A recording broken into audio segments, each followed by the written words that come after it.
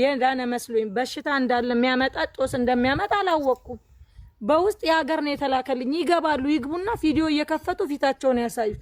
ሌላ ቀርቶ ማፀን ያጠባል ተብሎ ተልኮላቸው የተበጣጠሱ ልጆች ገብተው ያሳዩሽ። እኔ ለምን እናገራለሁ? አዎ ማፀን ያጠባል ያሉት እሱ። አሁን መረጃ ቢባሉ ምን ያቀርባሉ? እኔስ ፊቴን አቀረብኩ፣ ግን ገብተው ይንገሩ።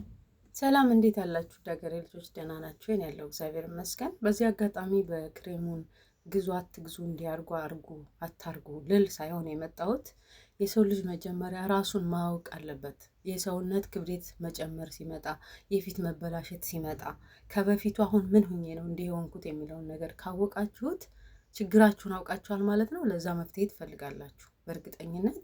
ግን እንደዚህ አይነት የፊት መበላሸትም ሆነ የሰውነት ክብደት መጨመር የሚመጣው አላስፈላጊ የሆኑ ጭንቀቶች እንዲሁም ደግሞ ከፍተኛ የሆነ የስልክ ትኩረት ማድረግ፣ ብዙውን ጊዜ ረፍት አለማግኘቶች ተጨማምረው ለብዙ ነገሮች ይዳርጋሉ። እነዚህን ካወቃችሁ እነዛን ነገሮች ከቀነሳችሁ ደግሞ እየተስተካከለ ይመጣል በራሱ ጊዜ ማለት ነው። ግን ፊታችሁ ተበላሽቶ የተበላሸውን ፊታችሁን ለማስተካከል ሲባል ፕሮዳክት ገዝታችሁ ብትጠቀሙ በእናንተ አልፈርድም።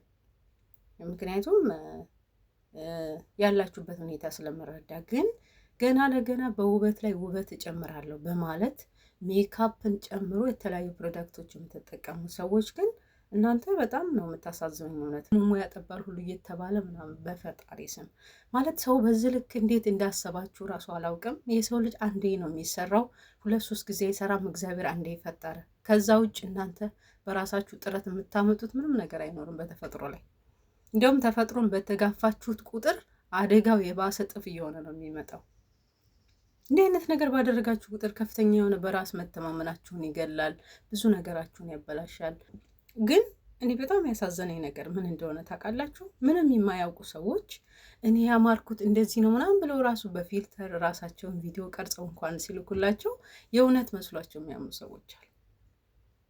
በጣም የማዝነው በዛ ነው። ግን መጀመሪያ የሰው ልጅ ማድረግ ያለበት ራሱን መረዳት ነው። ሮችን ወደ ውሳኔ ከመግባታችሁ በፊት ይሄ ችግር የመጣው ከምንድን ነው የሚለውን መሰረቱን ካወቃችሁ ትፈቱታላችሁ። ግን በራሳችሁ ላይ ውበት ለመጨመር እና ተፈጥሮን ለመጋፋት ባደረጋችሁ ቁጥር አይኖ እንደምትፈተኑ እሱን በደንብ ማወቅ አለባችሁ። ከዛ ውጭ ግን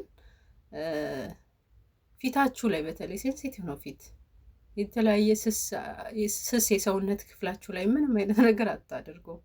የምትጎዱት እናንተ ናቸው። ከዛ ውጭ ደግሞ የሰው መሳቂያ መሳለቂያ ነው የምትሆኑት። ምክንያቱም እግዚአብሔርስ አንዴ ያዝኗል መቼም በቂ ናችሁ ብሎ ፈጥሮን ሲያበቃ፣ እኛ ግን በቂ አይደለንም ብለን በአይናችን ላይ በአፍንጫችን ላይ አፍንጫ፣ በፀጉር ላይ ሌላ ፀጉር፣ ምን ማናደርገው ነገር እኮ የለም። ግን ተፈጥሮን በተጋፋን ቁጥር ችግር ማምጣቱ ደግሞ አይቀሬ ጉዳይ ነው።